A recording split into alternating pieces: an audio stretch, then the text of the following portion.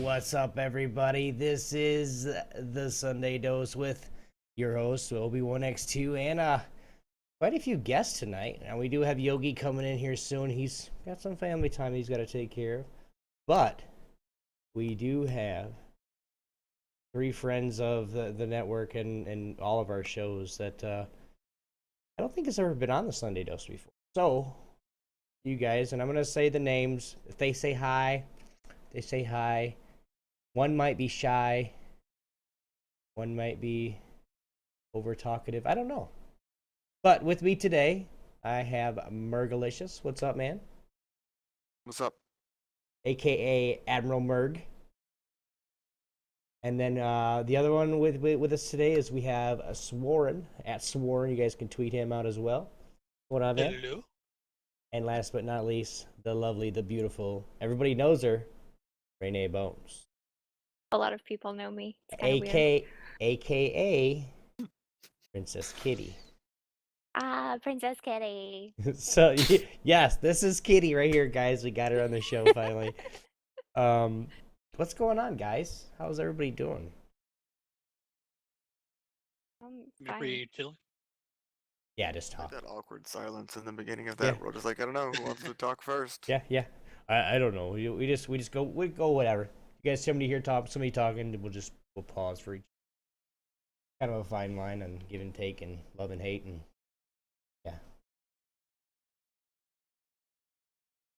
Good talk, guys. That was awesome.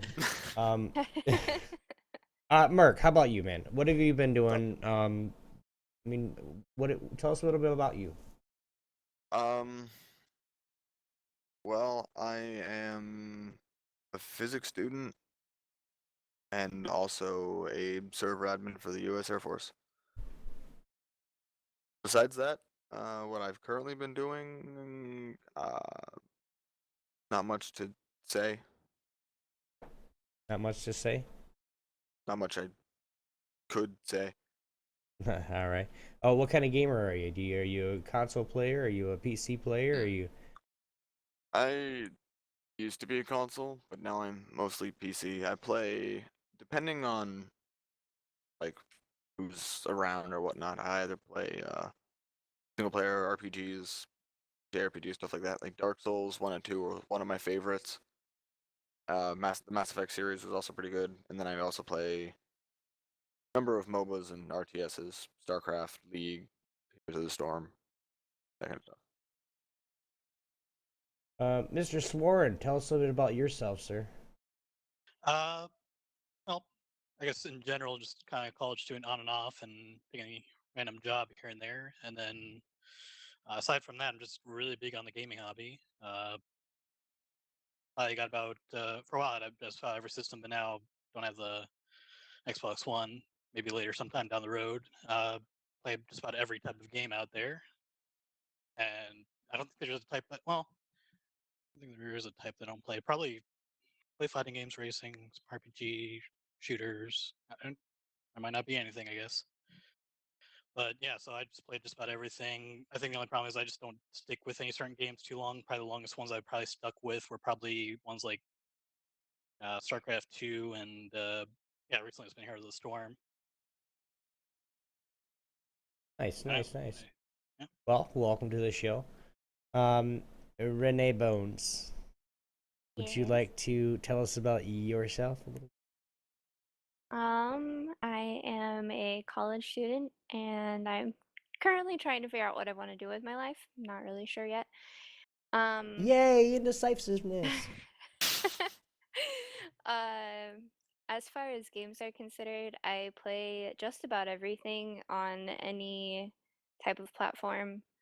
I used to play Call of Duty competitively, so I want to get back into playing Call of Duty some more, but right now I'm mostly PC.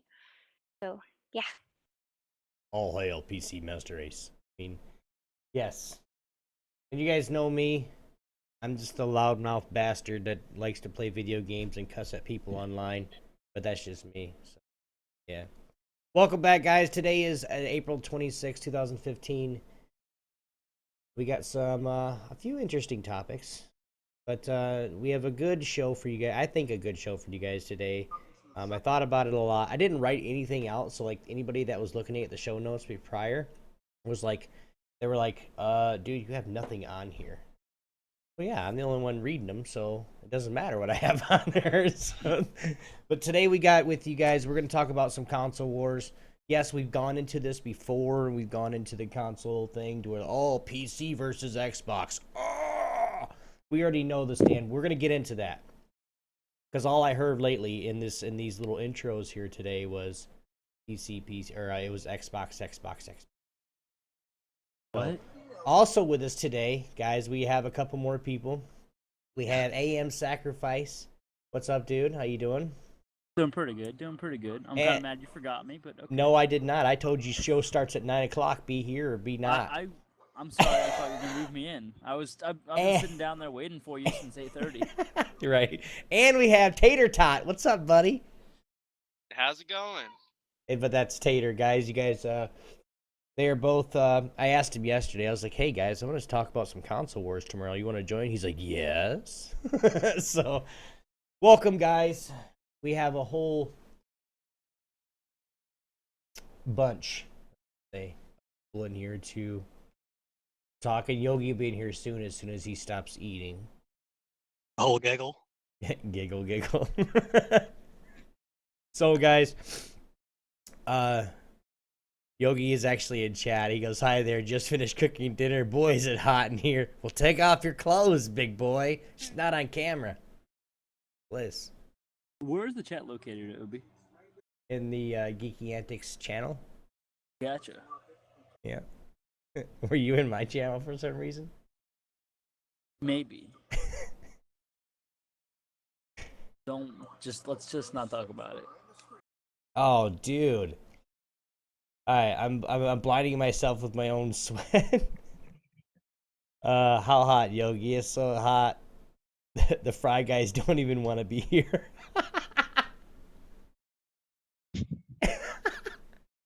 It's so hot. Cotton don't even want to grow. It's so hot. Ghost Peppers. Okay, anyway, Yogi will be here on voice here in a little bit, guys. But we do want to make sure we give good shout-outs real quick to geekyantics.net. Everybody here, I know for a fact, supports geekyantics.net, and this is, I mean, it's a great program, or not a program, but a great community to be in.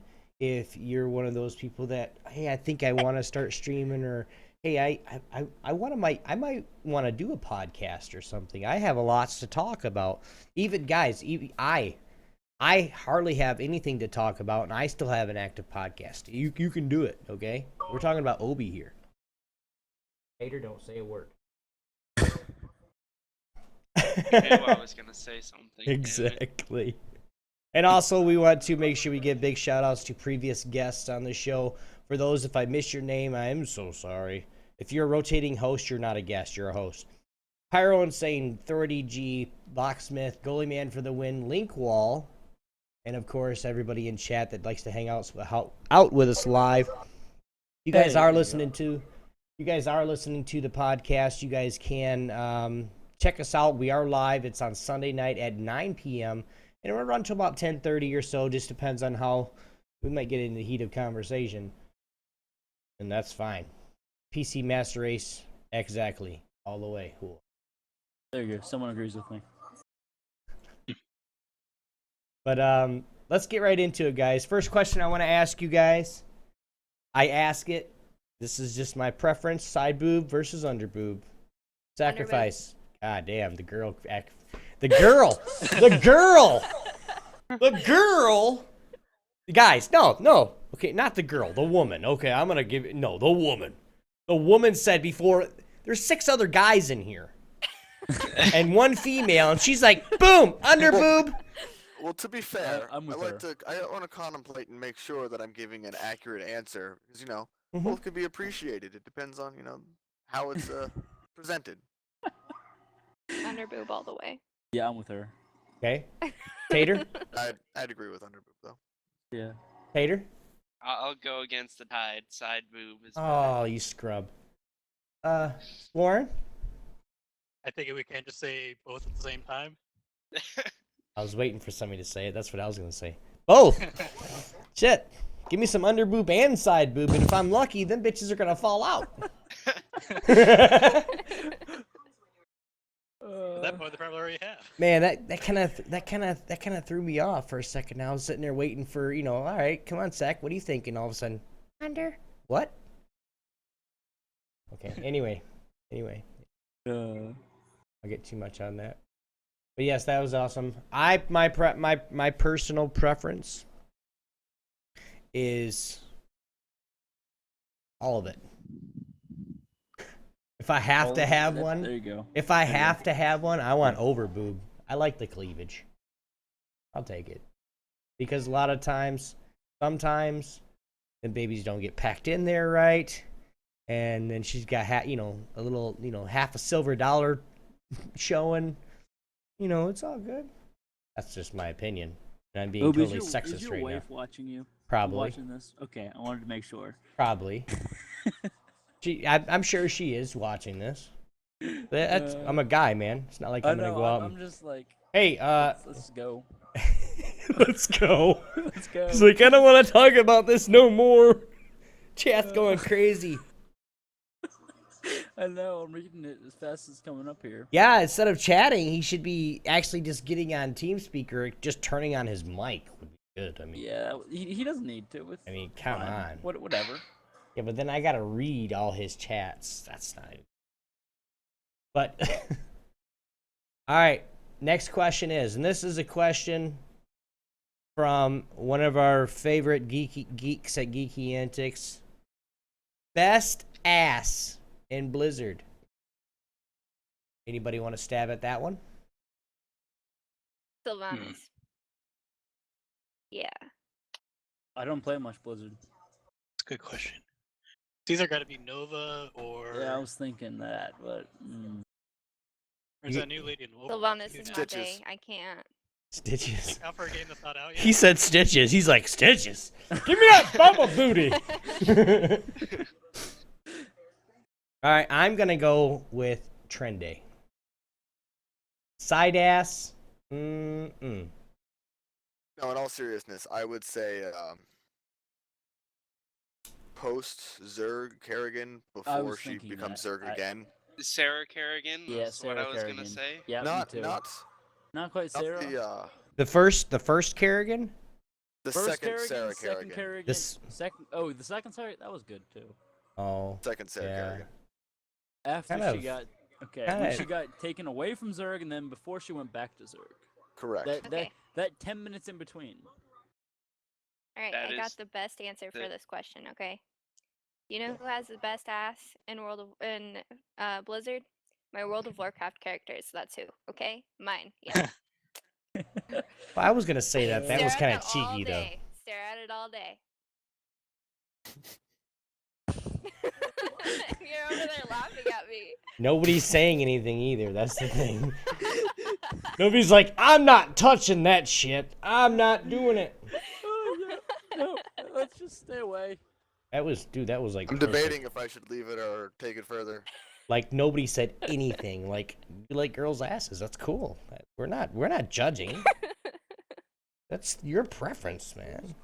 No, wish I I would could say also- I would say the best ass would be the one who's playing your character. Suck up. Oh god. Go away. Yes, you're stealing her thunder. What the hell? In chat, we were talking about early access to games. Ooh. Already? Yeah. There goes Yogizilla. I don't even have to look. Is it him? Yeah, it's him. Yeah. Who else would it be, really? I didn't even have to look. You're like, hey, they're talking. I don't remember. Hater, what's your Twitter? Basically, how it's going on the chat is, We went over PC's this. I don't have a P- Twitter. PC is too much of not being exclusive towards beta testing, and console is too exclusive. They need something in between. That's what the Steam OS is. So okay, fine. I'm just saying. Yeah, I know. I Think see what about they're it. saying about that, and I think that that's also more of a developer issue, not necessarily a Yeah. console issue. On Exactly. PC, it's much easier for developers to package their product and be like, "Hey, we're looking at setting it up like this, but we need an environment." Now on PC, they can just be like, Yeah. "Okay, this is what we've got. Here you go." But on console, they're like, "Well, this is the not complete game, and we're gonna send it all out on a bunch of discs." Now that might be changing with the transition of. I know that console is going a lot more into Yeah. cloud-based gaming, whatever you want to call it, and that might change like with that. But even still, though, you're thinking that consoles' memory is usually significantly more limited than PC, and there's still a lot of. It's genuinely harder to put people on beta in console. Yeah, but if you just were to use a what's it called, downloadable content version of it, it would All just right. be Okay, hold on. We're starting to get into the feature here. No. okay. Okay, I'm sorry. Back I'm up. sorry. Back up. I was really trying to change the subject. No, we're gonna be beer. Leave us a voicemail. Yeah. No, we're gonna be talking about tonight in the show, guys. Before I could get to do this, tonight in the show, guys, we're gonna have console wars. It's gonna be. It's not console wars like you've heard it before. Okay, before you guys have heard me and Yogi go off on PS4 is better. No, Xbox One's better. No, PlayStation Networks, play, and then somebody will come up and go PC, and then, so I That's what decided, all PC players sound like. yeah. That's what all PC gamers sound like every time they start it up. Yeah, it's time to go play my PC. Okay, guys, let's. Are you mocking me? Are you mocking me for being a PC master race? My voice. Yes. You want to fight about it, boy? Yeah, I want to fight about it. Do you want to play?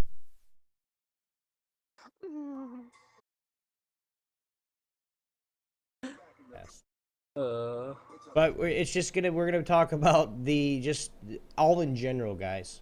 A few things. I'm not gonna get into it because I don't have much written down, and if I say this to remind me of it, then I'm gonna tell you guys. But a few pieces of news first. Where I know you guys all play on Valve on Steam. Gabe Noel, CEO of Valve, says Valve will dump paid mods if they're bad for gamers. I'm gonna give you guys for those that are watching or playing in chat, here's a link to that. And for those that are actually in TeamSpeak, here's a link in chat for you guys too. So, tell me what you guys think on this. Basically, what was being said is the CEO. Our goal is to make modding better, it's not to hinder the gamers. A lot of the mods that are basically in several of the games I guess so. are feel basically making the I gamers mean- bad, I guess. Was he trying to say? No, What do you guys think? I kind of think what he's trying to say is that it wants to attribute to the overall game, not making its own game inside of a game. Mm-hmm. Yeah. Have you guys ever had that problem where you're trying to install a Yes. mod on a game and it's like you got to go through just as many steps to install this mod as you did to install the damn game? My super modded what's it called? Skyrim did not help at all. There's a lot of mods for Skyrim, and as a matter of Yes. fact, on the note of that, Steam is only rolling out paid mods for Skyrim for now. Oh. So yeah, only Skyrim actually has paid mods. Now there's a couple of issues that I'm seeing with this. Is the way that the profits, from what I heard, the way that the profits are being divvied up, the mod producers are only going to get about a 25% of the cut. The rest is going to go to Bethesda or Steam. Ooh. But then again, it's not their game. They're taking Correct. the base of a game and making it, selling it not through themselves, through Bethesda and Steam. So it's Right. kind of, they probably should Right. get a little bit more of the cut, but not that much more. Right. It should be and also worth pointing out. Well, the Go on. modders are doing all the work though. It's not, Bethesda's not doing the work. Steam's not doing the work. I mean, Steam might be hosting it, but beyond that, they're really not doing much of the work at all. They're not even really Well, managing. Bethesda did a lot of the work to begin with. They Yeah, developed because they have all Papyrus, the- they developed the game itself, they put together Creation Kit, which is where most of these mods come from. Except while it's done better than probably some of their other releases, it still had a lot of bugs in it that they never fixed, and other people had to do that for them. That's very true. Well, Right. in this one, they are talking about Skyrim. It's Noel didn't seem. Oh, wait, here, let me read it. The Valve's new modding program launched on Thursday only with Skyrim. Okay. Correct. Other supported titles announced coming in the later weeks. It's already caused a great deal of controversy because Skyrim players can't get on there and play right away with the mod. They have to do a whole bunch of shit to get it done. Or it'll say something like mod has been removed, and they can't play the mod even though it's supposed to be supported. People are getting very, very pissed off at this. I mean, like, why are they even helping making mods? You got to take an hour forever and a day just to install one. Another thing that's happened a lot is people will hop on the Nexus and they will basically just take a mod from there, publish it onto Steam, charge for it, and claim it as their own. That's and the big issue. the difficulty with that is you can't, with like mods, you can't really say, Trademark. oh, well, I made this mod or something like that, unless you somehow trademark it like in the mod, and then people can easily just fix that if they know what they're doing. There's a lot of issue on if somebody makes a mod, then someone steals it and profits off of that. Like, how do you control that? Yeah, Kind of have really. to regulate modding. Yeah, there's already been like stuff on the Nexus, that's the main modding site. There was a post on there mentioning that several people already were taking their mods down from that site just because they were concerned about people taking their stuff. So it's already different. affecting Well, the free mods. Here you guys. just from. Go ahead. Go ahead. No, go ahead. Finish your thought. I was thinking I would basically finish it. It was basically the fact that people are taking down. It's affecting the free mods. They can't put that out there. So. Right. Well, and guy in chat says paying the modders is a good thing, but Steam should nowhere near get 75% of cut.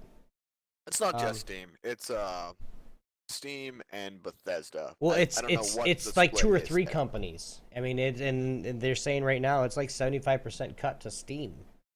I mean, it should be going the other way around, truthfully. Well, actually, it's 45% Bethesda and or somewhere around there. It's like 30 something to Steam and 40 something to Bethesda.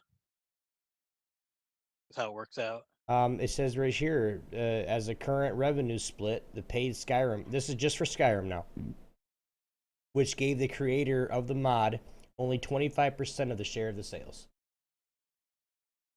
Mm-hmm. So Steam got 75%. Well, that 75% doesn't specifically go to Steam. Yeah, it's still Bethesda's actually still taking the larger cut. Steam gets still a sizable amount, but it's not the largest amount. Maybe I'm reading it wrong too. Mm-hmm. But- Still though, that's still a very Ooh. small fraction of the money is going to the actual mod developer. And if it's a mod, like I know some mods are very big and very intuitive, like Valscar, for example. Mm-hmm. It's basically an entire another storyline that this person is creating. No, I try to support the devs as much as I can. And you guys know with like Geeky Antics and what we try to do and try to accomplish there, I want to support the devs. Why not? Because if we don't support them guys, they're gonna be like, all right, nobody even fucking likes me anyway. Why am I even making this crap game? And then quits. And who's to say that a year from now this guy makes a genius game? He sells 3 billion copies and he becomes a millionaire instantly. As far as small know? companies are concerned, Well, I just- could agree with that. Just devs in general. Yeah, The difference developers. here- Now I'm not gonna sit there, huh? I was saying the difference here is modders do this for a hobby. They don't do it because they're looking to for. I mean, they might use it to get a job, but they aren't going to use it to make money. That's not where the point ever was. Yeah, this is pretty just much. this is just basically something. Hey, I love to do this. I love this damn game. I'm gonna make a mod for it. That's why they do that. Mhm. But still, it's Here- to the point where if it's a good mod and it's freaking awesome, people love it, and you got so many people liking it, and the dev only gets that little amount of money just for it.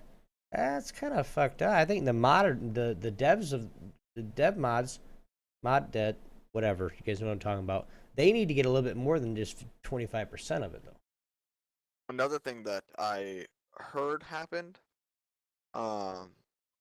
the Steam put together basically it's essentially a piece of code that's removing a lot of like the shortened links and whatnot that people had on their mod sites, and most of those shortened like the bit.ly shorter links were links to a donations page. So Steam is kind of taking off inadvertently a number of people's donation pages where people could donate to them for making the mod, because a lot of modders already do that. Yeah. Of Yogi and Beard and Hat kind of had a little discussion in the Skyrim. chat. What? I am here. Oh, was it really? Oh, you're here now? Okay. I've been Didn't lurking. realize. You've been lurking. I was gonna say how you've been saying that Skyrim isn't free and someone had to buy it in order to mod it to start with. So Bethesda should get a little bit. I would think that would mean that Bethesda should get a little bit less of the cut, just for the fact, like you were saying, that they have to maintain servers and such. Yeah, I mean that's the thing. Like, Skyrim Beard doesn't have is servers. Beard and Hat Well, is yeah, saying but that you know what I it's mean. double dipping, but Mods it in is general. double dipping. But like, I'm kind of somewhere in between because the double dipping is terrible. Look at all the big studios that are detracting value from the base game to release week one or day one DLC. Yeah, And I hate it's a that. terrible I hate trend. that so much. Like, DLC is great. DLC started off as a way to add value, and what they saw was in the PC gaming space that there was this constant flow of fresh content that kept people buying games because their friends were still playing these games. Like, man, this game is like 3 years old. Why are you still playing this? Oh, they got fresh new maps all the time and all Yeah. these mods. Warcraft 3 was like one of the most heavily played games that Blizzard has, and just period, it was a massive success. I'm gonna say And a it, lot but of what? I'm gonna say it, but Advanced Warfare 2 did the same thing. Call of Duty Advanced Warfare 2, they had They had a lot maps. of It was just Oh, like yeah. I remember every that. couple weeks there was a new map out, and we're like, oh shit, we're still playing this game, and I'm like, oh cool, I got another map to learn. Great, now I'm gonna suck Oh, even yeah. more. Yeah. Whatever. I played that game for so long. Yeah, the loved hackers that stayed game. out for a while. But you can go, keep I going, loved Yogi. that game so much. I could trick shot. I could do all the nice things. Another game it's doing as far as like the day one DLC is Evolve, and Yeah. like That I game was really liked trash. okay, say what you want. I really liked the concept and kind of the feel of the game, and I like what they were gonna like the potential that they had with it. The issue is that with the day one DLC and the price on it and the initial price on it, a lot of people are like, this game is just trying to they're just trying to get a bunch of money. They're not really worried about producing the quality of a game that they could. Yeah, $120 worth of DLC day one, and most of it, granted, is cosmetic, but that's a situation where it feels like they took away a lot from the base game so they could, do the cash grab route, and that's the problem. But back to the thing about Steam taking 75% of the money from the modders' profits. It's pure profit, so it should be a smaller cut, no matter how they're divvying it up. But the companies need to see that this is keeping their games alive, it's keeping their games marketable. And a lot of times, these modders are doing full-fledged patches and drivers and all these kind of fixes that make the game playable, whereas the out-of-the-box experience was not any good. A week after it and- came out. Yeah. I mean, these games, like, there's a lot of games that are like almost abandonware because they just the developers give up on developing and supporting the game because it's cost them too much and they're not making enough money to justify it. A really good example of this is since the game in question that's only really available right now would be Skyrim. The Skyrim unofficial patch. Yes, Which, that really helped a lot of things. right. Now, with this, how people could have the potential to steal mods and all that, you could look at someone's got the Skyrim unofficial patch, which that's been passed around the modding community everywhere because it's just a necessary mod that some guy could put together. Yep. And then I don't personally know who originally did it. That's Yeah, not a the lot point of of the people argument kind here. of tweaked it. Yeah, and it's such a widespread mod. Yeah, Now, and what then if you have somebody who acquires that mod, finds some way to try to convince the world that they're the original presenter of that mod, and yeah, then that's puts a the charge issue. on it? They could get it to where this mod that is basically necessary for it is necessary to run a lot of various mods. It's Mhm. necessary to run it's to get the full experience out of Skyrim. They could charge, say if they charge like $30 for that. Now that's looking at an additional, Skyrim base value plus that, plus the already Bethesda released DLC, which is basically just mods. So you're looking at that much of an extra because of this system, and see that they can try to claim ownership to it. Going to force people to pay more than they need to play the game. And then say that there's a mod you want that requires that, or like the script extender is another good example. That's a necessary add for a very large portion of mods. Mhm. And if you have somebody who's like, oh well, I developed this and I want $20 for anyone who wants to use it. Well, now you have a whole bunch of people who are just kind of up the creek without a paddle as far as playing the game to the full extent of it, because you're not playing Skyrim to the full extent it is unless you can mod it. Very true. Or- That's very true. So Well, it is you have people. Go on. now is that going to be the developer of the game's fault for that? That they're not completing the whole game, so they have to have mods for it to be No. a good game?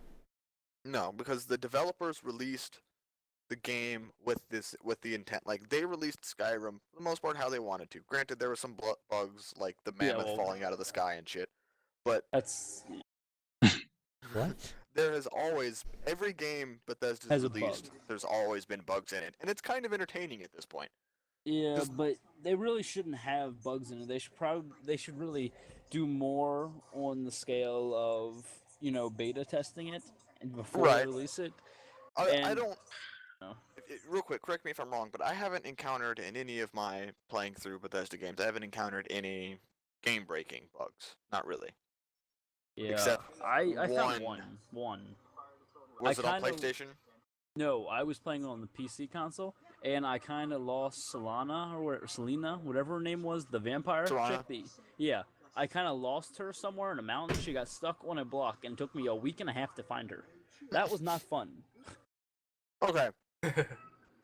You don't But understand even with the mods- pain, the pain of needing to finish the game, and sitting here, and she's somewhere in the middle of the mountain, stuck up a cliff, without a paddle. Stuck Now- up a cliff without a paddle. Exactly. That was a You good understand? You understand? one. Yeah, no, it was great. The only game-breaking bug I ever encountered was one that was specifically on PlayStation with one of the patches for it.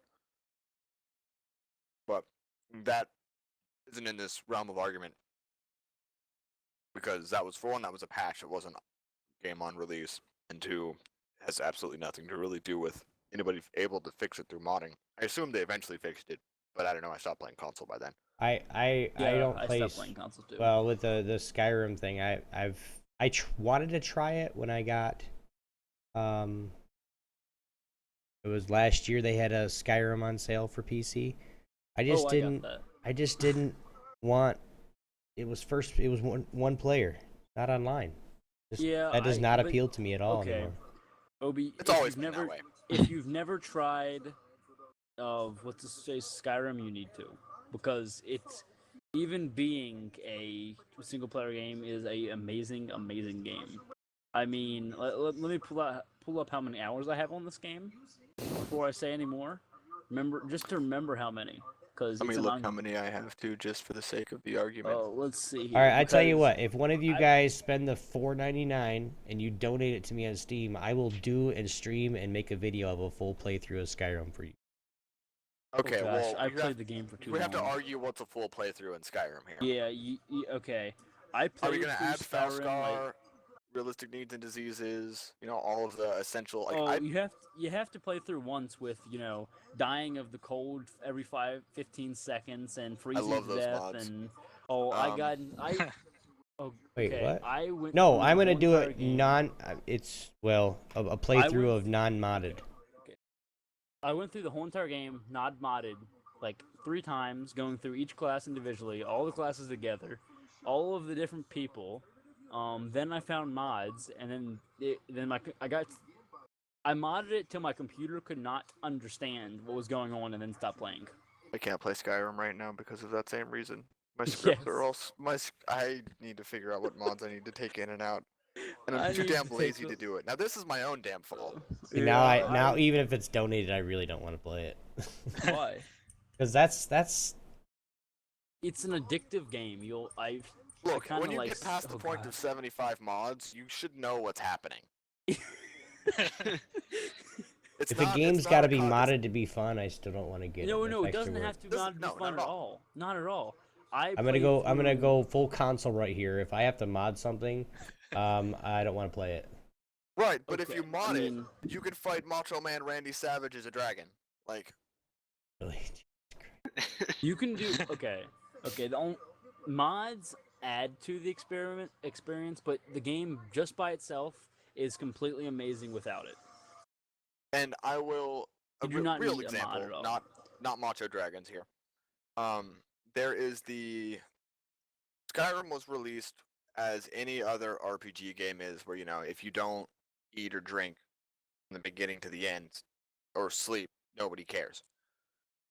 But there's a set of mods, Skyrim? realistic need. What? Yeah, Skyrim was released where you No, don't. no. I can't find Skyrim. Oh, okay, whatever. So it wasn't released with there is food, there is drink that you can consume for immersive purposes, but you never had to. And you're in Skyrim, which is one of the northern colder parts of Tamriel. I mean, there's snow on the ground all the time, basically. Oh God. And so you could run around stark naked through the snow Yes. without eating, drinking, anything. Yes. Which, Yes. as a game, all right, whatever. But if you want that immersiveness, it's breaking to a point. So there's a couple of mods. I don't remember the names off the top of my head. I know realistic needs and diseases. Yeah, that one. Wasn't Winter it like something? Winterborn? No, it's winter No? something. It's the one that I Yeah. use at least. Yeah, Right. I use the same one. I And- almost want to pull up this now. And you might want to for reference. I'm not on my desktop, so I don't have Yeah. that list. But anyway, so there's a bunch of one that make it to where if you're out in the cold without proper protection, you start to get you get cold and it hinders your abilities. If you don't eat, if you don't drink, there's issues. You can actually get diseases that need to be cured and whatnot. And Okay, I hate to cut you off here.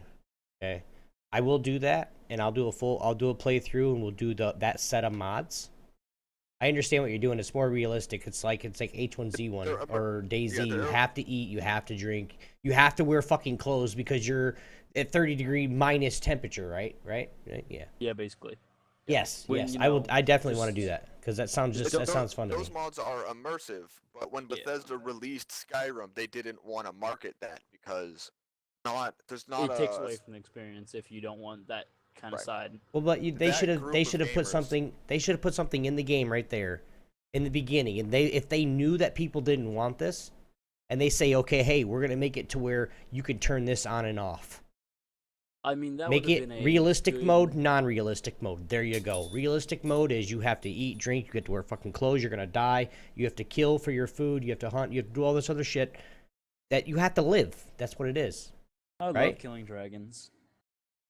But Bethesda didn't market it as that because of how small of a community that is. And as a company, they can spend the extra time, effort, and money to add that for relatively small group of gamers. Right. Yes. All things Or they can considering. spend it for other things that would Or actually they be could appealing not to use everyone. that money for that and put that money aside to another project that would be more profitable for them. So you have to keep in mind that Bethesda's a company. They're a business. Yes. And they want to get the most money out of their efforts, and they want to get the most money out of the money they put into it. Right. Well, So that being said, guys, we'll get back into this someday to where we talk more about the devs and what we need to do, and we'll get back on this topic at some point. The next question right here, and it was something big that I really thought should have been in the news, and so I put it in here. But console players, do they deserve PC style graphics and settings? Yes. Yeah. Okay. The question is, and why? Sacrifice. Go. They're just like any other gamer. They're gonna want the best graphics. They're gonna want the best playstyle. They're gonna want streamline everything. It's not gonna be like how do I put this? If you're gonna be able to give that to a PC gamer, you should also be able to do the same thing, replicate it for a console gamer. Now, I know sometimes the console itself will hurt that fact, but as they make better and better consoles, it seems to be more attemptable. Mm-hmm. Yeah. Sworen, Yeah. what do you think about this, go ahead. man? I'm sorry, what? What do you think about this? Console players deserve PC style graphics, and why? I think Renee had a comment on it. I Yeah, think it the was problem is going trying right up to the make line. something like that cheap enough to where it's affordable. Because I think that's a big reason why they promote that as something that consoles are, is something that are affordable and cheaper to get for what the price is and what you get out of it. But I mean, it would be great if that could happen. I would, it'd be nice, but it's not easy to do for a small price. It's gonna make it very expensive, basically. Yep. Renee, what are you thinking? I feel like with how consoles are developing, they pretty much are exactly like almost the same as PCs, but just slightly different. Like they have the potential to be able to play things like that. So that's what I think. And I think everyone deserves a fair chance at that. Right. Because if I'm playing a video game, I want the same graphics as I would on a PC. But I can tell you for a fact right now, you're not getting them for those that No. are playing console because I can tell you right now that I have people. I streamed GTA 5 and it works great, guys. So I'm going to be doing that more. But somebody that saw me streaming that said this looks far much better on PC than it does on PS4 or Xbox. Like, yeah, but because you you're have to- console, you had limited graphics. I'm not. Yeah. I mean, I think it's irrelevant whether or not they deserve it or not because it's not going to happen. The reason that's the case is because Right. as consoles get better, so do PCs. I can get Right. a console for usually they're like what 250, 300. I don't know. I haven't touched consoles in whenever. I don't know what the prices are on them. I could do that. Or I could 400. drop 1,500, $2,000 on a computer that's going to last me a while, like I did. Now my computer is going to be, for a very long time, significantly more powerful than a console. And even if there's a game that's a direct port from console to PC and they have the same graphics like Dark Souls, there's a community of modders for almost every game that's going to Yeah. develop graphics that I'm going to That be are able to play better. better on a PC because my system is more powerful than a console. Mhm. So, regardless of whether they deserve it or not, it's not going to happen. And to make a console that could produce that level of graphics, I mean, you're not going to buy your son a $1,500 console. So that's Yeah, it's but they completely really absurd. should. What they probably should do is they should probably give more customization features to consoles than they do already. Because with most consoles, it's you can get this with this amount of storage space or this amount of storage space. Well- They should probably have it so you can get upgraded graphics if you want to and have the extra money to spend on it. But then Right. you'd have to And- have a secondary kind of thing, and it's not like computers where you can just I can go to a store right now and I can buy all the parts I need for a computer. I can spend $2,000 on my computer and it'll be great. But you can't do that with an Xbox. You can go there can be one type of Xbox, one type of anything. Right. And Well, because Beard. you can't do that with an Xbox is why you're never going to get the same degree of customability. Basically. Right. Obi Well, keeps getting and cut off. Beard and Hat in chat said it the best too. It's not really a graphics thing; it's an That's the FPS frames per thing. second. 30 to 60 FPS is like the real issue. Like people people think like I can run things on 30 FPS and it be good. No, if you can run it, 60 everything's running 60 on is better. 60 now. Everything's running. I mean, if you have more than that, that's even better. But I mean, you don't really need, like, you see these streamers like, yeah, I got 380 FPS. Why? Why? It's also not. It just makes no about- sense. Like, if I'm playing Counter Strike, okay, I've been starting to play in 1024 resolution. It's because it makes everything just it's just clear to me. Everything's bigger. It's in my face, but I run at 60 frames a second. So it's like everything's smooth. It runs perfectly. I just don't have the definition of 1080p or whatever. And it's Yeah. also not just a depth of your textures. There's also, I mean, in lighting, like the way that your lighting is set up, there's a whole bunch of those little options that you could develop a menu Mhm. that has like a page and a half of little tweaking options that you could up and down. But frankly, most console people don't know how to use those, and most PC people don't know how to use them either. It's only True. it's Mention, with let Dark alone Souls. the how to use a mic. Like Dark Souls. I have a E&B injector, and that E&B allows me to edit basically every little bit and piece of the graphics that I want to. I honestly don't know what half of that shit means. I just looked up a preset, but it Right. looks immaculate. As a matter of fact, I have, of course, it would be on my desktop, not on my. I think Well, I real- have two Real pictures quick, for comparing. right? But go on. Go ahead. You can post those and we'll look at them. But real quick, Yogi, what are you thinking about this, man? I mean, you're just Well- getting back into the Oh, Yogi's 360 or the Xbox One thing right now, right? Yeah, I missed it just because it's a different kind of community. Like, people on console tend to whine a lot less and do a lot less dick size comparison because they just That's care very about true. having games to play. No shit. On That's the why I PC want to go back to side- PS4. On the PC side, it's like everybody just jerks each other off about, like, how many numbers your graphics cards has, like how many cores it has, how many shaders, how many teraflops this, and how many Ps and how many FPS, and it's like, but how's the gameplay, and on the console, especially on the so-called next gen, well, now current gen consoles, people are just happy to have content. Like, anytime a game comes out, they're like, it's not the best, but I'm enjoying it. So it's a different kind of attitude. It's the whole thing about consoles, and yes, they are comparable to PCs, and they're eating some of the costs. Like, if to build something of the power of a PS4 and or Xbox One, you spend more than what they cost retail. They're subsidizing that cost through all the software sales, which is why there's very little deals on that side. But the problem is that they have the PC power, but they don't open it up. The reason they don't open it up is because they don't want people breaking it. They want to make it as accessible as possible. So they figure if they give too many options, people get overwhelmed. I feel it's a simple fix. You start up your system and you're setting it up. Would you like to enable Uber mode or dummy mode? Oh, I want to be in dummy mode. Actually, probably obviously don't call it dummy because no one's gonna pick it. But easy mode. And then they say, oh, this is the mode where we pick all the best settings for you. You don't have to worry about a thing, and it runs itself. And that'll appeal to the Apple people that can't figure out how to open a disc tray, right? And then for everyone else, It's advanced wanna mode. Fuck with for everyone else that wants to fuck with the settings and tinker and try to get a little extra P's and F's out, then they can do advanced mode. It's an easy fix.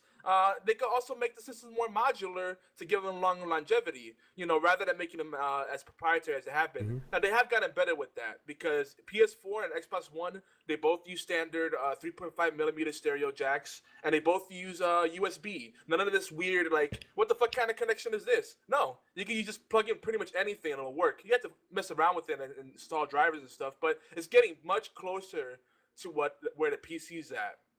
But, Plug and play away anyway. Yeah, it's Okay. getting there. It's time to get the Atari out. If you do make your consoles more modular, whenever you need to upgrade, your modules are not going to be nearly as costly as your a full console would be. So whenever you want to make a new console, you're going to lose money because then you're just going to have to release new mods. So as a company, as a business decision, that's unwise. I don't think so. I disagree completely. The thing is, you think about all the R&D costs, the fact that they're eating costs on every console sold on the hopes that there's a high attachment rate. If you look at the numbers on the current gen and the previous gen, they actually eat a lot of the cost, a lot of the margin, and it even went into the red, dipped into the red on the pricing on it, just to to make it more attractive.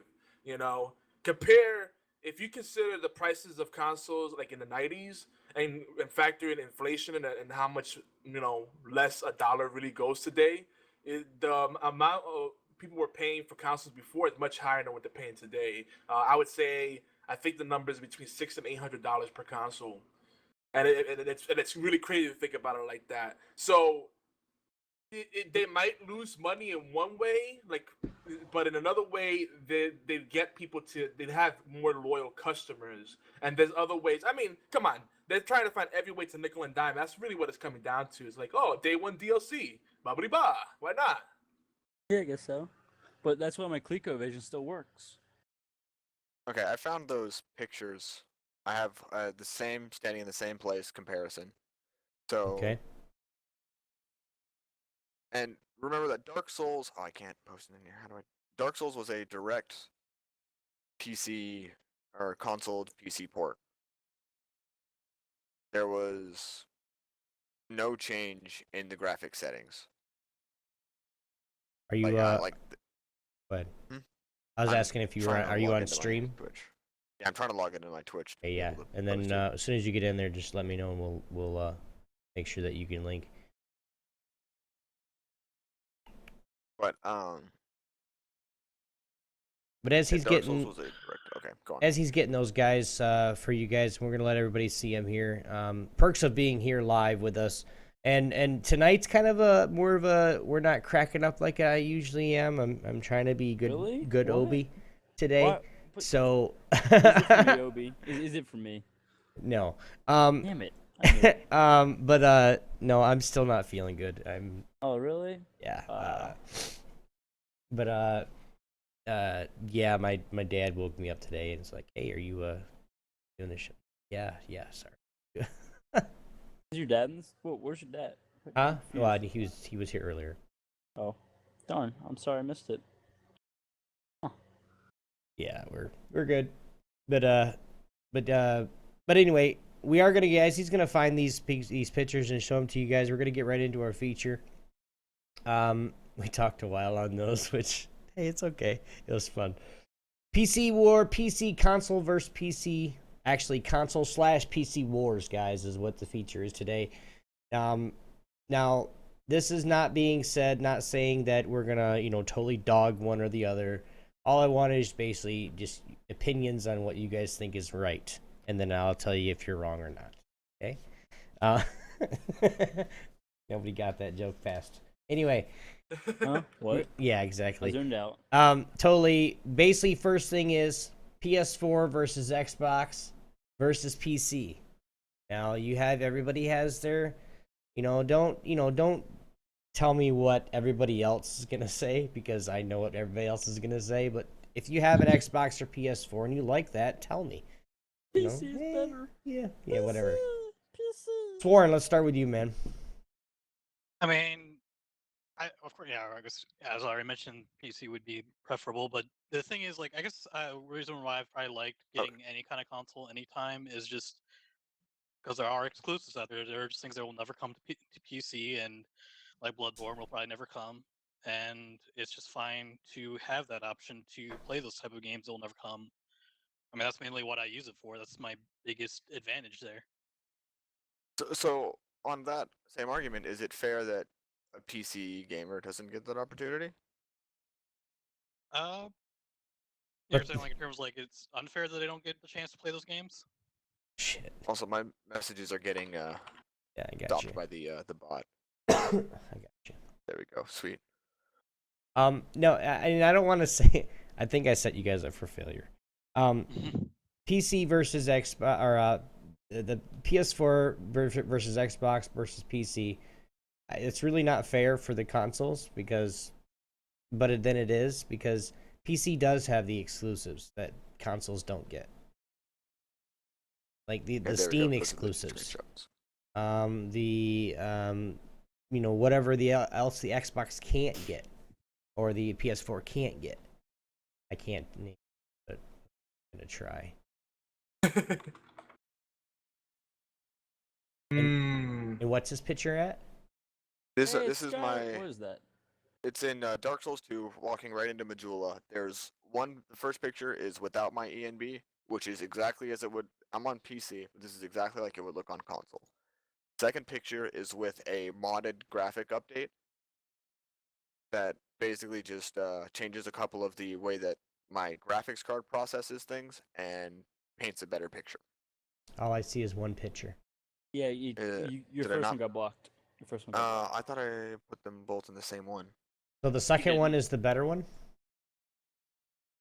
I just recently reposted them. I don't know if the other two got. Okay, this deleted or not, first one, and we're gonna The show it. DMV. We're gonna show it right on stream here. Okay. For those that are live, why not? As soon as I can make a window capture, which is not very fast because I'm rather stupid. But yes, there it is. I'll let you know if it's the one that it's supposed to be or not. Okay, this is the first one that I did get, guys. Right here. This one it says without EMB. I'm gonna put both of them up. Right. So you guys can actually see. So link the other one. Okay, here is the.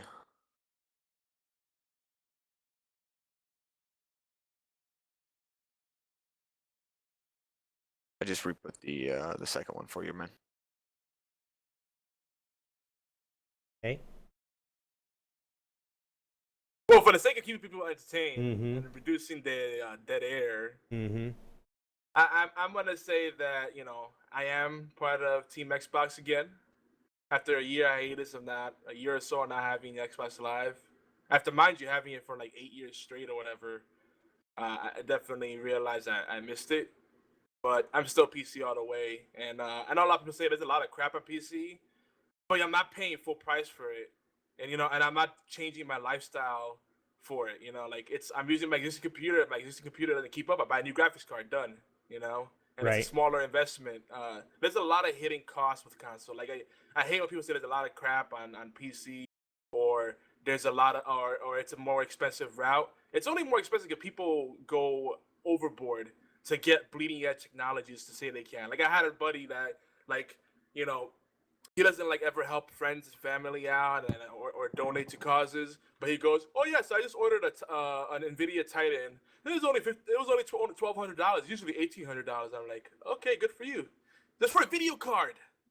That's insane. Like you want to future-proof yourself that much? But hey, I mean, again, it's like the proverbial dick comparison. It's like, hey, I have nothing else to spend my money on, so I'm overpaying on my tech. Same reason people buy Macs." Okay, I am going to go, guys. I will see you all next Sunday. Daily sacrifice. Yeah. Right, man. I used to be in that group, Yogi. I had when I built my PC, I was like, man, my PC is great. I love it. And then as I got older and my tech got older, I was like, well, I guess I mean, if it plays what I wanted to play at the level I wanted to play it at, then I don't care what your computer is. Yeah, exactly. That's what I said. Like, if it does what you want it to do, and the same argument goes for console. Mm-hmm. Like, people always comparing. Ultimately, that's what it comes down to. Like, if it has the games that you want, and you get to play with the people you want to spend the most time with, then it's a good system. For me, the preference, like, if it comes between PS4 and Xbox One, I just don't like the PS4 controller.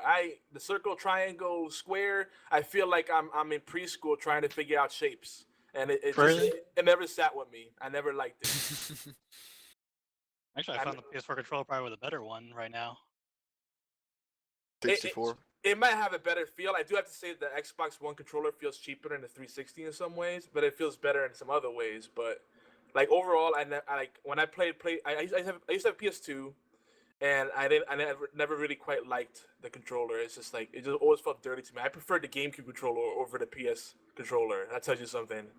I really like the 64 controller. It gave me a place to put my third arm when I played games, and most controllers don't have that kind of accommodation. Wow. Renee, how about you? What? What about me? She's not even listening. No, I'm here. we're having the infamous console war discussion. Which console is better, or if PC is the don't- better, blah blah blah. I don't necessarily think anything's better than the other.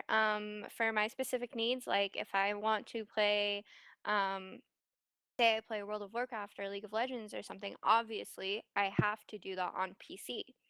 But if I want to play, like, I used to play Call of Duty competitively, and the competitive scene for Call of Duty is on Xbox. So if I want to do that, I have to play that console.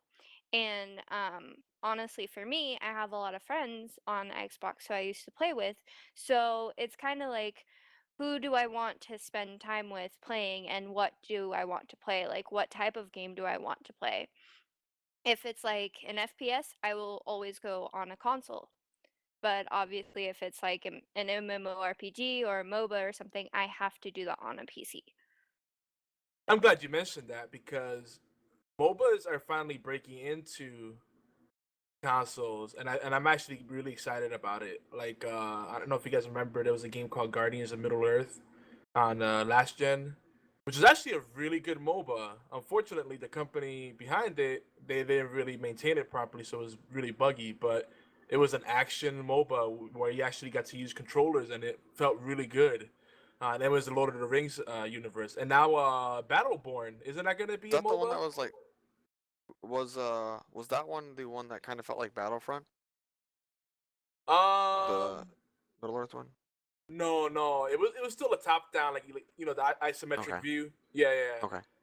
But the thing is, like, you use the left analog for your motion and your right analog to aim, and then you had like when you use certain abilities, you could see the pathing of it, so you could get a feel for like if it was an AOE attack or if it was a skill shot and so forth. So on and I so was just forth. curious because there was one console game that I used to play, and I forget the name of it. It was just a question, irrelevant. Well, I do recommend if you could pick it up on sale, check out Guardians of Middle Earth. It gives you a good Well, idea of We'll what. have to get a console first. Well, it's on PC too, and it has Game Pack support. You can Okay. probably pick it up really cheap now. But it's a really cool preview of what a MOBA could look like on a console, or what a MOBA could play like if you have full controller support. Now Have I you? remember they tried to release some RTSs for console, They and weren't those were bad. all. Well, I guess it depends on which one. The Command and Conquer one was kind of bad. It just you didn't have enough control over what you were doing because keyboard and mouse gives you a lot more methods to input commands than the controller. Yeah, and your unit control and all that. The ones that were Now built the Halo Wars strictly. one wasn't that bad. All but Halo that I was Yeah. loved Halo developed. Wars. That I one was was general. developed for. I made it to the top 200 on the multiplayer list at one point. I My played friend and I way just too cheesed much. people in that. My friend and I had a strategy. He would play Covenant and then just keep them busy, and I would play UNSC. And after I could get a full group of fully upgraded Grizzlies out by like 15 minutes, and I just come in the back and just roll them over. It was I play too bad. Commander Cutter, and I can get a full army of tanks by the 8-minute mark and attacking your base. You talking about Grizzlies or? No, just canister shell tanks. Okay. But it I was could get 8 minutes in the game. Yeah, I could get 15 minutes. I could get a full set of Grizzlies, and I just have him play Covenant, keep like Banshee pressure, and then 15 minutes in, Grizzlies in the back of their base, and they couldn't do anything. It's pretty rough, but that's not the point. Yo, backdoor is always works in RTS. But we're not talking about RTS tonight. I think that'll be a discussion for another day. I think that's a whole can of worms there. But Yeah, it is. I'm just curious, Sworen, did you ever try out Guardians of Middle Earth? think so. No, actually, I never did try it. I guess I had played other stuff like that before. I guess I didn't feel like it was going to be a good enough version. If you like Lord of the Rings, and I know you're big on the MOBAs because you and I have played League of Legends and Dota 2, and now we're hitting Heroes of the Storm really hard.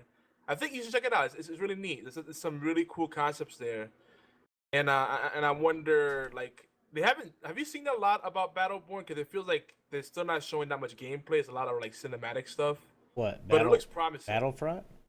Battleborn. I'm sorry, not to be confused with Star Wars Battlefront. Battleborn. They qualify as like a competitive shooter, but it looks like it has a lot of MOBA elements in there. So there's like lane pushing and objectives and stuff like that. And they refer to the characters as heroes. So that should give you an idea. Like it seems like there's gonna be some kind of progression system, some RPG mechanics in there. Which to me, that's a MOBA. No. Huh? Okay. I don't know. We'll see it. This holiday season, December 2015 is when a lot of games are slated to release, at least tentatively.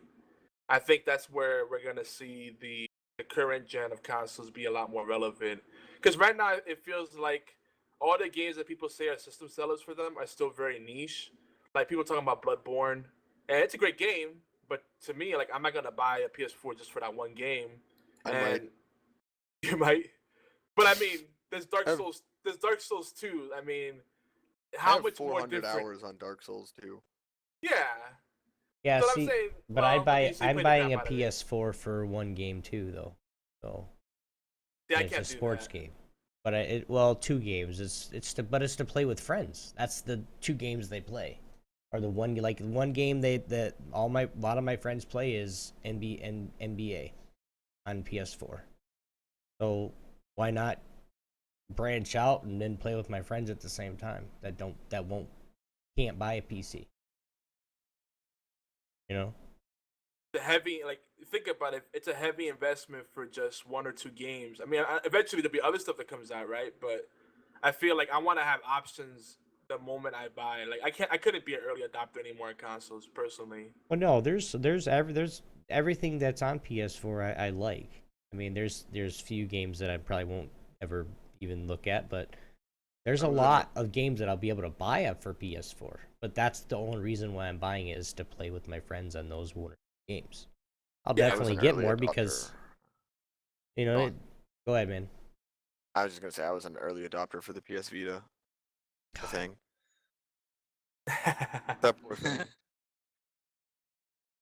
I really wanted the Vita to work, but there's nothing for it. Not in America. Yeah. I feel like I'm like one of those weird people actually bought it even after it was doing bad. What are you talking about, Vita? That ain't American. Yeah, the Vita, because I really liked a lot of the PSP games. I was like, man, the Vita looks really cool and it's really an intuitive system. I'll go ahead and get one. And then months later, I'm like, wow, I've got Rayman, I guess. Which Rayman is great, but it's not a system seller. But if that's the only game I have to play it, I'm just like, I don't even know where it is anymore. Poor thing. I don't know what's like out there, but I mean, like at least with America, I know that at least they're doing a lot of like ports from console to like indie titles and stuff like that. So I mean, it's not like making use of the Vita's probably to the fullest potential, but at least it's getting like releases to like Legacy is a great Vita game. I mean, I played before on PC, but I mean, playing it again on Vita is fun too. Yeah, see, but I don't know. If I've got my PC, which I spend most of my time doing, I don't want to go and. Are you always home? Yeah, most of the time. Well, then I guess you got that going for you, but And if I have has that option of being and home all I've the got time. I've got a 3DS with both Pokemon and Monster Hunter, which are two of my favorite handheld games. There's just nothing to compete on the Vita. Yeah, I guess I'm not trying to say that, like, oh, you should get this over the 3DS or something. I'm just saying like it's not as bad as people want to make it out to be. I think. A lot of what happened is it caught on more in Japan, places like that, with a lot of those style of games that the gaming market is more conducive to games that work better on the Vita, and wasn't really in America. And so Sony was just like, fuck it, and they kind of just stopped deving American games for the Vita. Yep. It's really hard for anyone that's not Nintendo to compete in the handheld market, which is probably why we've never seen Microsoft go into that space. And they Yeah, I should don't probably think- stay that way. Well, and I don't that's think they even intend to. well, I don't think anybody's gonna do it because Nintendo's got it on lock. Sorry, Nintendo doesn't have They do. consoles on lock, but when it comes to handhelds, there's not many handhelds out there that's not Nintendo.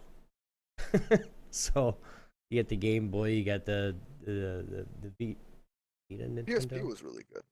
PSP, yeah, but more people stayed with the well, now that the linking feature is there with PS4, where you can link your PS4 game to your PSP and still play it as you're going, but it's all Nintendo though.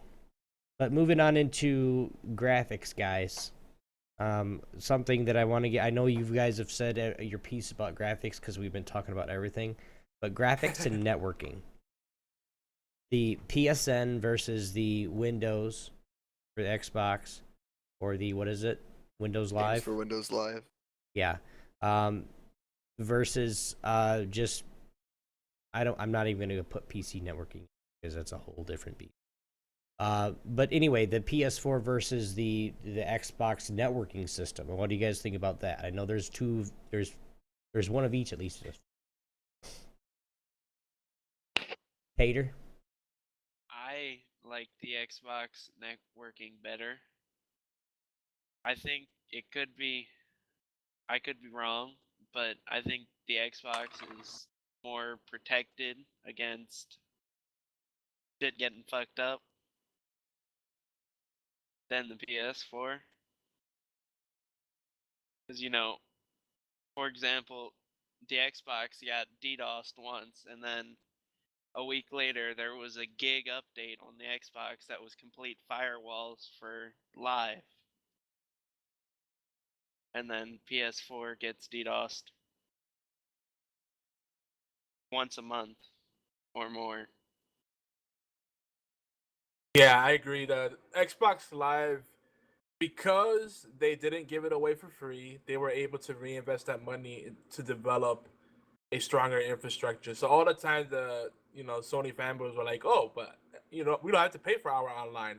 Well, I hate to say it, and I know it's really cliche, but you get what you pay for. Like you think someone's gonna build a really secure network and have all these servers for you to play on for free without there being some compromise somewhere? That's just not realistic. Right. And that's one of and me myself with the networking. That's the one thing that I'm really the most worried about getting a PS4. Yes, I'm still gonna get one. I don't know why, but still gonna get one, just because I have to. Inside joke with Yogi.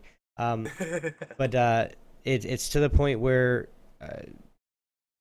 I'm gonna take that chance. Do I really want to? I'm still thinking about it. So it's like, do I want to be DDoSed every other day, or do I want to be able to have something good and deal with an Xbox?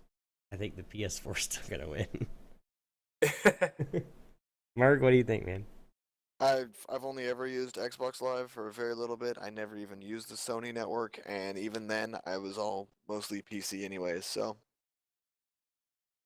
Okay, I don't have any viable input on this. Renee. I'm kind of the same way. I've not played PlayStation. I've played years on Xbox, but not on the PSN. Okay, so well, then I'll ask both of you. What do you guys, think about? Is there things that the Microsoft network does that annoys you, or that you're perfectly happy with? The entirety of games for Windows Live. I'm gonna call it annoying. No, not Xbox Live. Games for Windows Live. We're talking about They- Xbox Live, like Xbox versus the networking Right. system. No, Games for Windows Live was the PC attachment for the Xbox Live network. Yeah, kind of like Uplay or Origin. Or Yeah, those I have platforms. the same thing. I play Yes, but no, the entire design and What do I development of that play? was god awful, but Microsoft completely shut down the project and patched all of the games that uses it. Hey, Shadowrun was an amazing game that they did that for. It was the first Yeah, one I but Games saw. for Windows It was Live is fun. still a pile of shit. The games are great. Like Dark Souls 1 used it, and I love that game. But Games for Windows Live was still bad. Yeah, and I agree. Shadowrun was an unsung hero. It came at a really awkward time. I feel like if it came later in the console's life, that game would have been played more, and then we would have seen a follow up to it. Now, mind you, the purists were probably like, "This is not what Shadowrun tabletop is like at all," but it was still fair, pretty that's freaking awesome. To be fair, that's why I didn't get it. Yeah, but in itself, if they called it something else, they could have called it Babalooey, and it would have, would have been fine. But they And- called it Shadowrun, and people were like, "Where's the Cyberpunk? What? Beard and Hat. Where's my D20?" Beard and Hat in chat says PSN is good, not great. Xbox linking with Skype was smart. I do agree with that. I agree with that to a point. And then my questions come out. Are people that get on Skype, are they just as easy to get your IP and all that shit on Xbox Live, or how's that work? Anybody know? Unless I they mean- communicate through a proxy, then they'll be able to get your IP regardless of what you do. Yeah, I mean, there's no 100%. Anything that can be engineered can be reverse engineered. It's a little tougher, but I mean, really, even behind like a VPN, there's always backdoors and stuff. But like again, it's not so much that you're gonna be more. I don't feel like you're gonna be more vulnerable if you're on Xbox or PS or PlayStation. One or the other. But the infrastructure, as far as the infrastructure, Xbox Live has just had a lot more resources to work with. So and it shows they can handle the load, and they have a much more robust system and, as a and company, with security. And as a company, Microsoft has more experience with servers, seeing as how Windows servers are prominently used all over the place, but Sony doesn't really have that OS. So Yeah. Microsoft is going to know how to use those servers and how to deploy and set up a lot. They're going to know how to set infrastructure up a lot better than Sony would. Right. Yeah, that definitely helps. They know the business side, the technology side a lot more.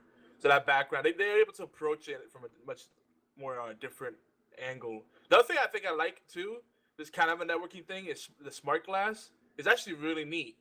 Like the way you could, monitor your account, do the messaging. So like if you don't want to do the snap, like I personally don't like snapping on the Xbox One. It's neat, but I want full screen. I don't want to have multitask. Like I'm not that ADD kid that needs to be like on Skype, someone watching me drool while I'm playing the game. Like that's kind of, to me, that's silly. But some people might like that, Oh, I'm watching a YouTube video while I'm playing Call of Duty. Woohoo! Like that's why I have other monitors for. Like, so that's not a big thing for me. But it is Obviously, handy. you need to watch a video on how to play Call of Duty while playing Call of Duty to make you better. Exactly. And there's people doing that. Like, oh, how do I do this trick shot? Oh, how do I do this glitch? I know there's people doing that. But, let's say you're in a party and you have to walk away real quick. You pull out your phone and you can message them, hey, I'm taking a fat dump. Be right back. It's great. Wow. Sworen, what do you think, man? Regarding like, I guess I still feel like I figure that probably one of the things that the console is probably doing right most of all is probably the whole network thing, because it's kind of hard not to when they don't have their own personal network. But I think like mainly it's just when it comes down to, I would say it's like when you think about the difference in terms of like how there's all these different networks you have to deal with, and some of this is published problems. Like you figure like EA and Ubisoft, they force you to use their stuff, and you have to go through all these different networks for each thing, and it makes it just a lot more complicated than it really needs to be. A lot of people do use Steam, but that only allows you to use certain games. And wide majority, but still, and it's not always good to have just that one market either. So it's just, I don't know, like it's that point where it's like, yeah, Games for Windows Live, glad it's gone, not around anymore, which is a good thing. But yeah, I just kind of feel like it's just those one of those things where it is very much a better position on the console side to have just these one networks can overall instead of having to deal with all these extra things. It's nice to have choice, but it's also nice to not have to be forced into a choice sometimes too. Mm-hmm. Definitely. Now, real quick, we're gonna do one more thing on here on the feature. Totally. Now, this is something that for console players especially are probably gonna have a hard time with because it's eventually going to get to this, whether you like it or not. I think, but totally digital distribution. Total distr. What you guys know what I'm talking about? Total digital distribution. Say that 3 times fast. What do you guys think about it? Arguably, a lot of people enjoy having discs on consoles, Mm-hmm. and it's part of the console feel, which is extremely important on consoles. The Right. feel and the community are really the only thing that separates a console from a PC. So, if they like the discs, they like that feel of it, then if something goes completely to it, they would be less interested in the console itself, and so. Okay. You lost steam there really fast. Sorry. No, it's just like if they don't have the discs, they don't have the feel for it. Then why would they go for the console when they can just get a PC and have all the PC advantages? Definitely. Renee, what do you think? Stuff. I don't. If you're Xbox, you're used to buying the discs, you're used to going to the store and getting the games, then playing it. You like it enough, you download it onto your Xbox. But what if you couldn't go get the games anymore and it had to be you get it digitally? It wouldn't bother me. I get games digitally on PC of the time, so So Like is Bearded the Hat in chat. is the actual feel of the game not as important to you? I guess then you say. it's not. I don't think so. Beard and For- Hat in chat, he just said that if he pays over $20, he wants the physical thing like that. If you Yeah. go to completely digital distribution, he's gonna lose that.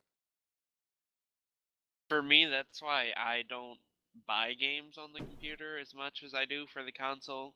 Because if I don't have a physical disc in hand to prove that I have the disc, it doesn't feel right. For example, StarCraft 2, I wasn't going to buy it. I had to go dig a hole to find a disc to buy so I have the game. I did.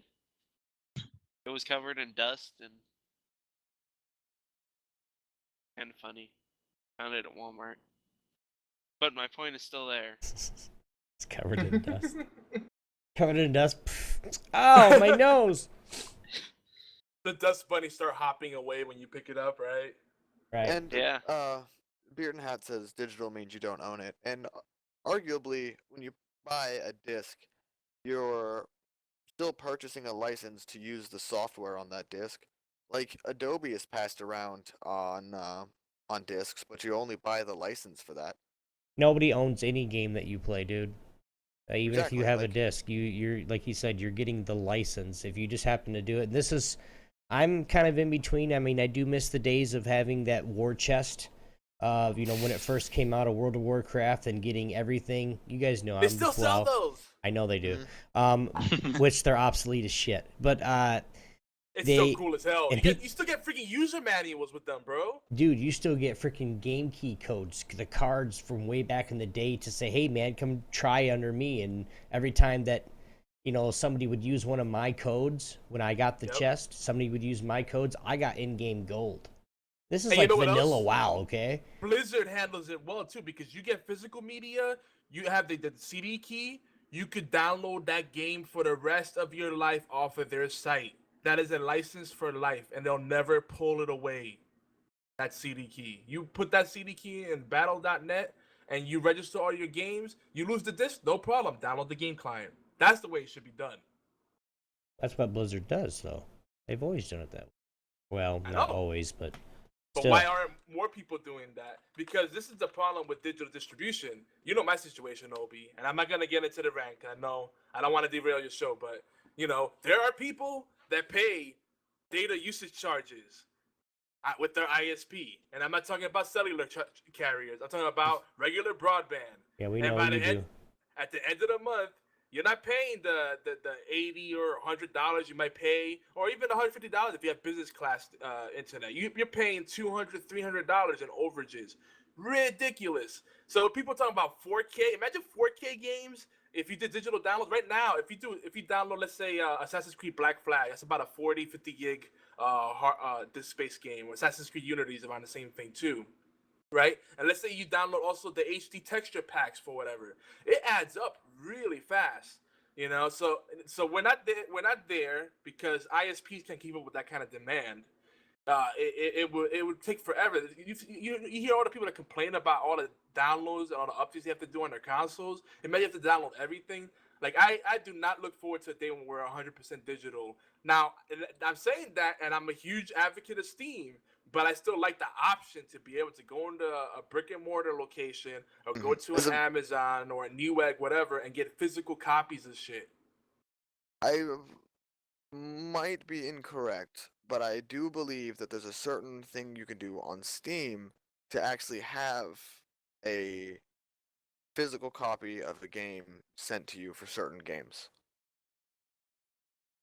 They might have that for certain things. I know with Humble Bundle, sometimes they have things that they actually ship you, and then when you get a Humble Bundle, they'll ask you for your address. But and then there's also the matter about DRM, right? Like non-DRM means that's definitely yours forever. It can also be pirated a lot easier, but it's yours forever. Whereas whenever there's DRM, you may own that game, but then if they decide to pull the license for whatever reason, because the publisher doesn't pay dues or whatever happens, then boom, you lose that game. With disc media, yes, it's still kind of on loan to you, but it's much harder for someone to say you can no longer play this. Like they can't stop you from playing it offline, really, unless they patch that into the system. And what a nightmare that would be, right? So digital games is just, I feel like it's a lot more volatile. It's convenient, but there's a lot of issues with it. I mean, there's still people that where they're at, the only broadband they have is satellite. And have you ever used satellite internet for anything other than watching TV or porn? It sucks. Not good.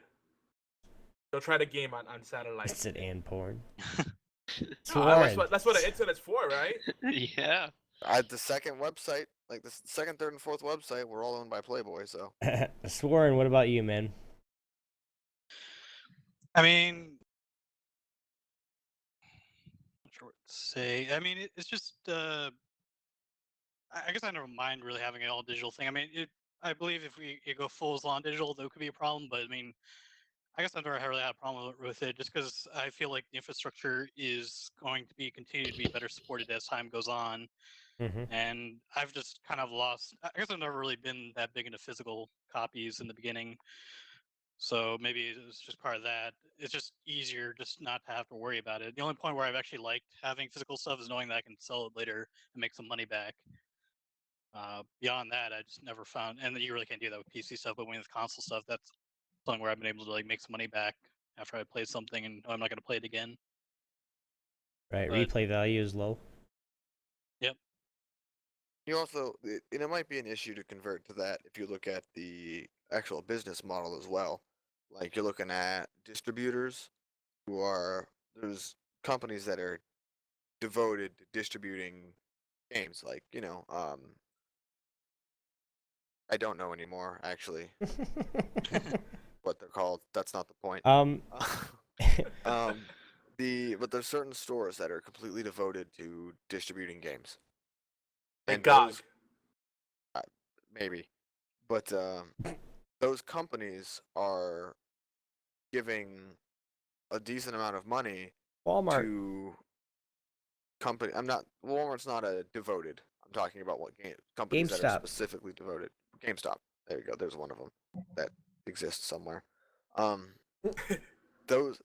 everywhere would be. I don't look for them anymore, man. If those companies are giving a decent amount of money to Microsoft and Sony and whatever to house those games and to kind of to sell them, and whether that money is being purchasing the games for resale or what have you, those companies make a large amount of money off of that distribution, and consequently Microsoft, Sony make a large amount of money off of those companies because of that. So as a business plan, you're going to be completely shutting down companies to go something like that. Right. You all right? Yeah, I'm scatterbrained often, and somebody said something that I read, and I just kind of stopped. The idea has stopped. Yeah. But I understand. When you, those companies are going to go under if they switch to a completely digital market, and so that's something that's taken consideration, and I believe that'll delay that occurrence as well. right. And Tatar, total distribution digitally. What are you thinking about it? It would be a bad idea. Like, I like games that I have the discs. I don't have to go online. And for example, my original Xbox, it's got dust on it right now, but I've got 70 games for it. 10 years from now, I can just dust it off and plug it in and keep playing it. If it's totally digital, if people don't have internet, they live out in the middle of freaking nowhere, they can't play games anymore because they can't download them from wherever. Right. I don't think it'll ever be totally digital, but that's the way they're shooting because of what can support what. Whose ISP can support what. Are they gonna factor in that with the ISP that now games and whatnot are going full digital to where they have to give you more bandwidth or more stuff to be able to get those in a month? Are we gonna get more internet soon? Everything's gonna factor into what we're gonna do anyway too, guys. So guys, you guys have been here for now an hour and a half. I'll let you guys know. Yeah, already. Renaye's like, oh my god, I want to go to bed. Nah, I'm over here sitting on Pinterest. Don't worry about me. Now, Yeah. Yogi's I've been right. following her pins Nice. now and then. Multitasking to a T. Yogi has put That's what she together does. some Steam roguelike sales for you guys. If you guys want to comment on these, you guys can. But we're pretty much done with the feature. But thank you guys for being here anyway.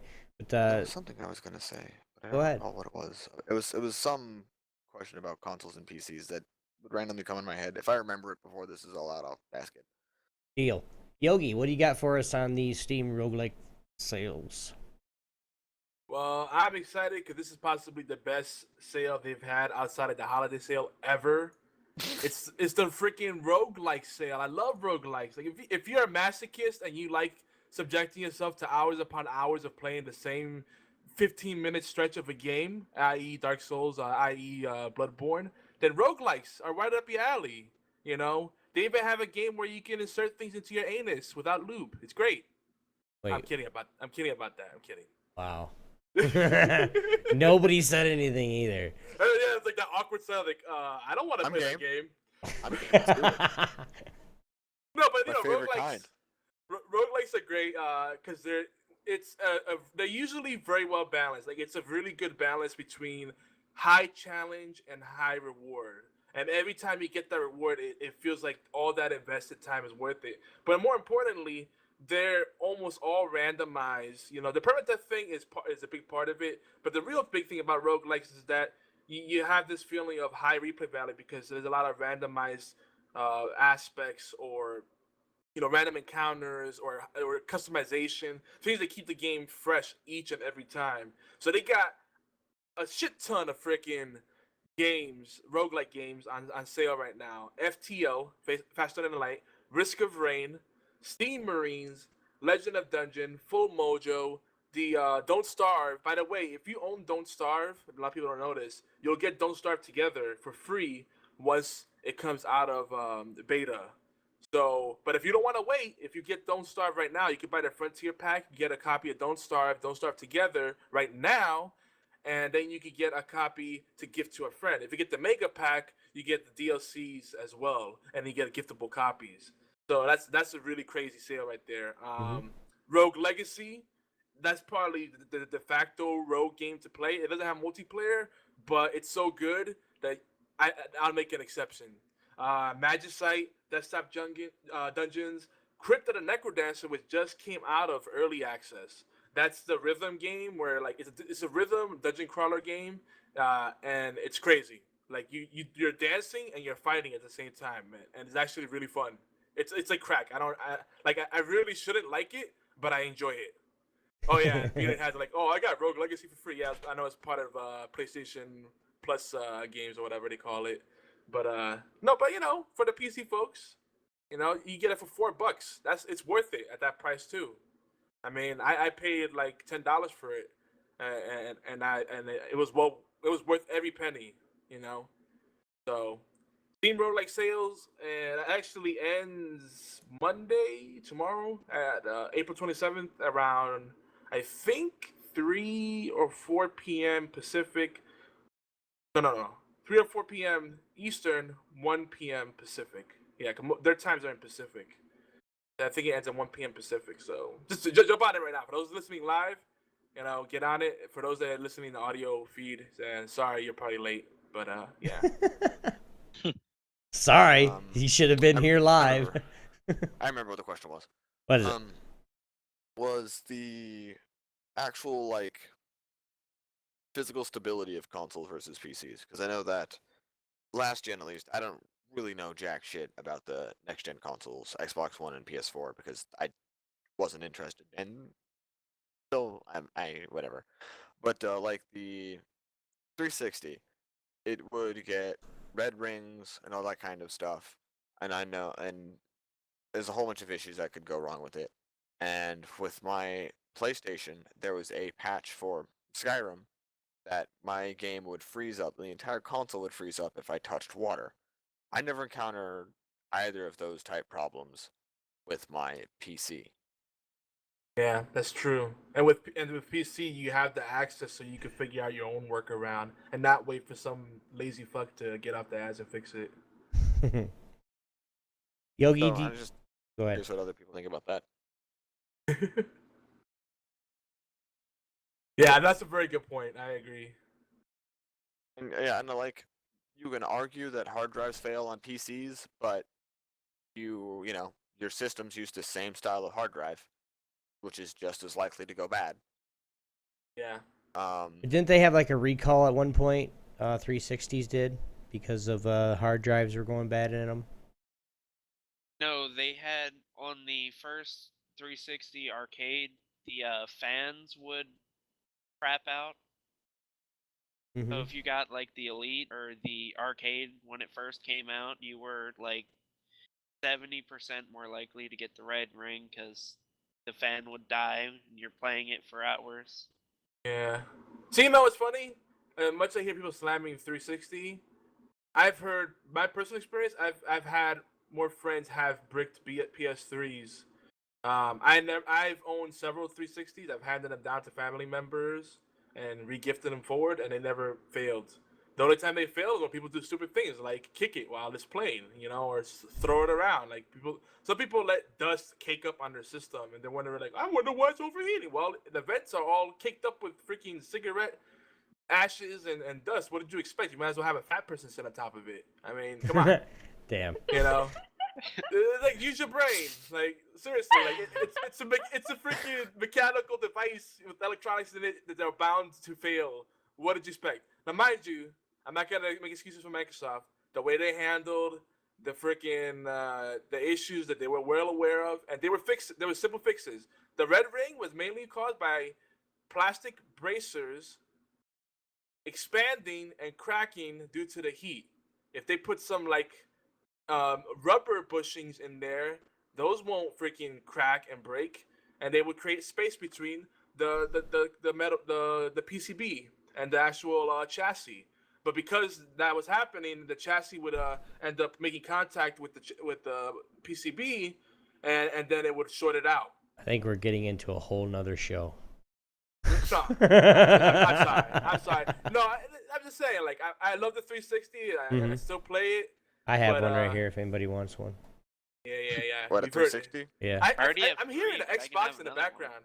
Who's Yeah, playing the Xbox in the background? that's mine.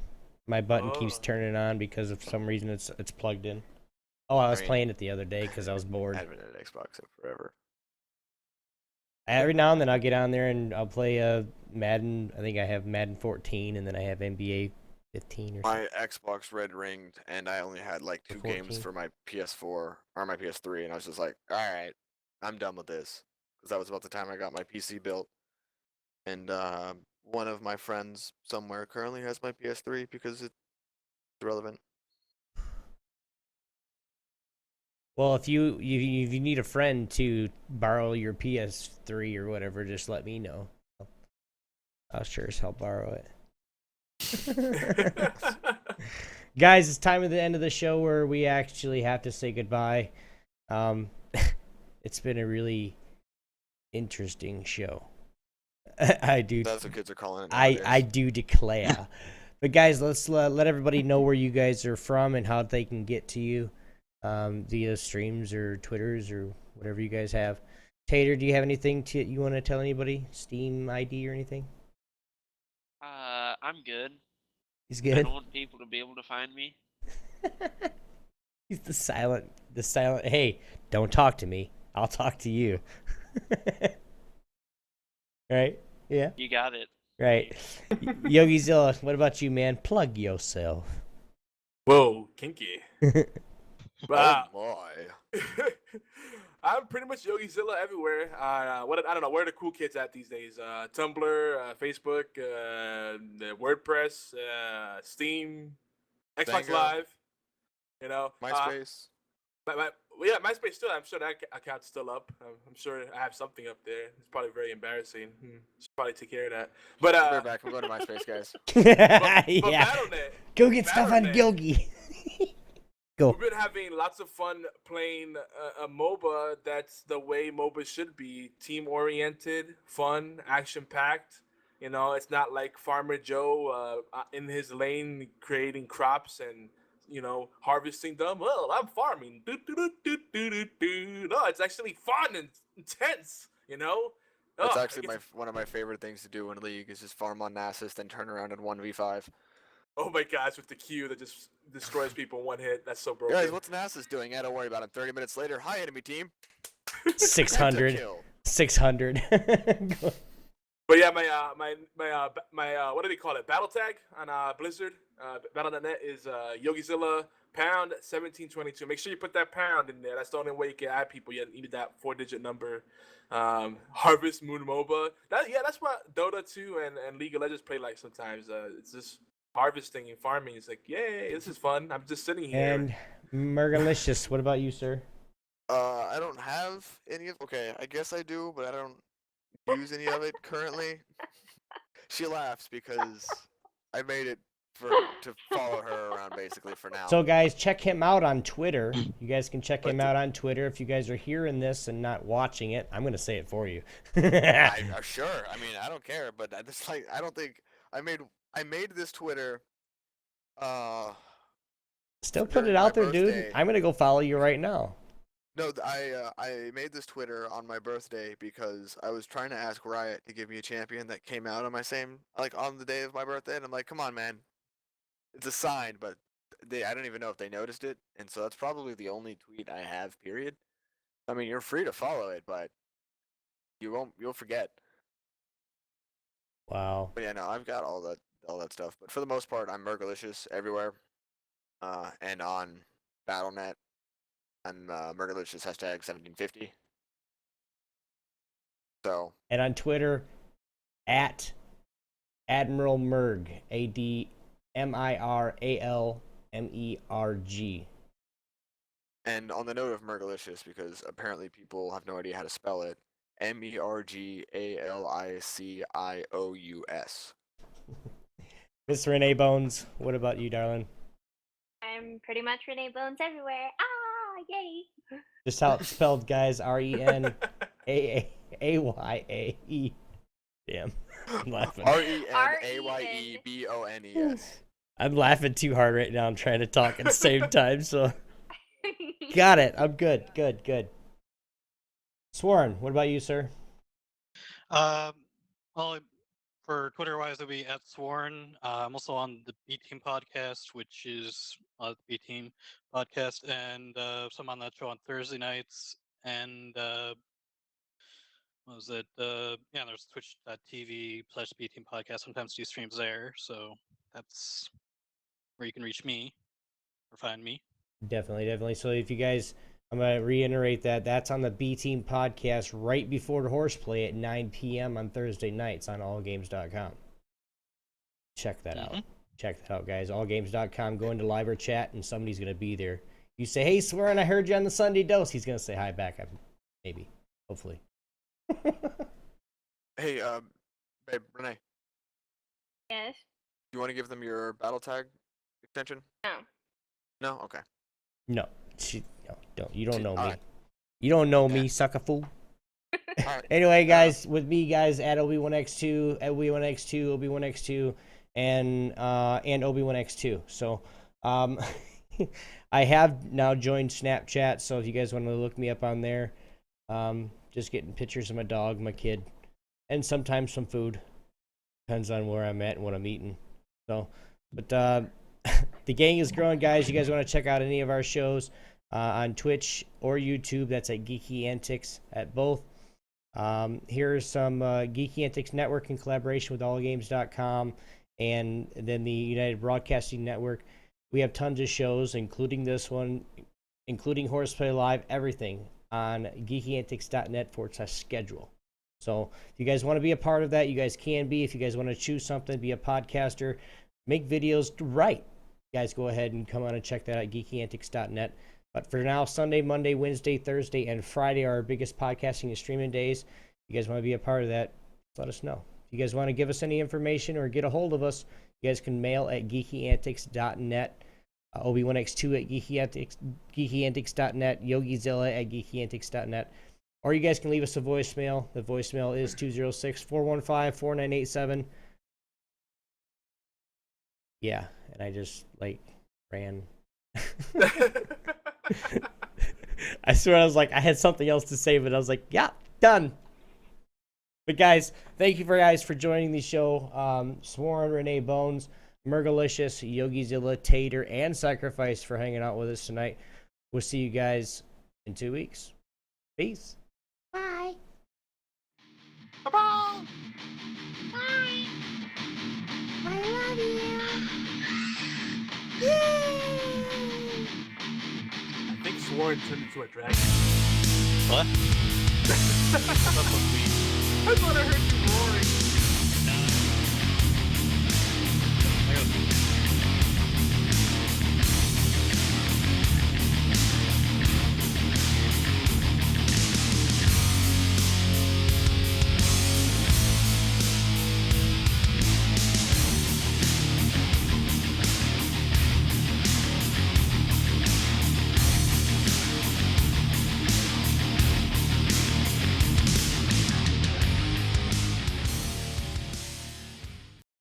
Hey guys, this is Obi1X2 here, and I really want to appreciate everybody that hung out with me tonight.